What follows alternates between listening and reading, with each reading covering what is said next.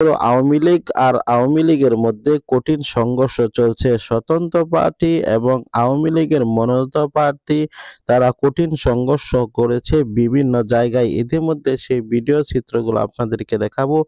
বিশেষ করে নারায়ণগঞ্জের সেই শামীম ওসমানের এলাকায় কঠিন দুর্দশার অবস্থা সৃষ্টি হয়েছে এবং তৈমুর আলম খন্দকার সহ স্বতন্ত্র প্রার্থীদের বাড়ি গাড়ি সকল কিছুই ভাঙচুর করা হয়েছে।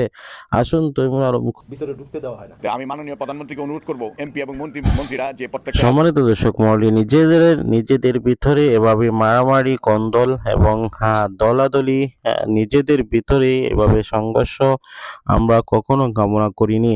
কেননা বিএনপি অথবা বিরোধী পার্টি যদি থাকতো তাহলে সেখানে সহিংসতা মারামারি অবশ্যই একটা বিষয় ছিল, কিন্তু এখন আওয়ামী লীগ আর আওয়ামী লীগের মধ্যেই মারামারি। কেননা আওয়ামী লীগের মনোনীত প্রার্থী, আওয়ামী লীগের স্বতন্ত্র প্রার্থী, আওয়ামী লীগের দাবি প্রার্থী সব কিছুই হলো আওয়ামী লীগ। আর আওয়ামী লীগ এখন আওয়ামী লীগের মধ্যেই সহিংসতা ছড়াচ্ছে। কেননা নিজেদের মধ্যে এই মারামারি এবার সকলকে অবাক করে দিয়েছে।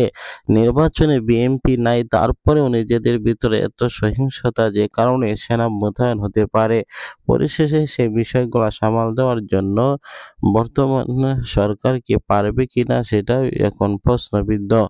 কেননা নির্বাচনে যারা অংশগ্রহণ করেছে স্বতন্ত্র প্রার্থী হিসাবে সকলেই ক্ষমতাসীন এবং ধনাঢ্য ব্যক্তি, আর আওয়ামী লীগের যাকে প্রার্থী দিয়েছে সেও কিন্তু অবশ্যই শক্তিশালী। আর এই আওয়ামী লীগের মধ্যে দুই শক্তিশালী এবার কঠিন সংঘর্ষ হচ্ছে, কে জিততে পারবে আসন।